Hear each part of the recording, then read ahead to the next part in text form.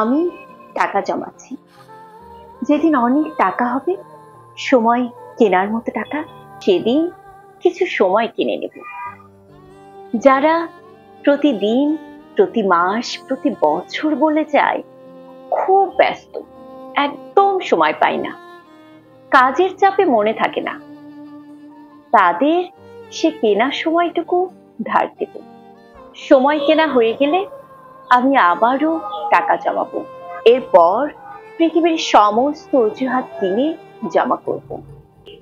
সময়ের অভাবে আর অজুহাতের কারণে কেউ যেন প্রিয় মানুষদের ভুলে না যায়। আমি অফুরন্ত সময় আর শূন্য অজুহাতের এক পৃথিবী বানাবো।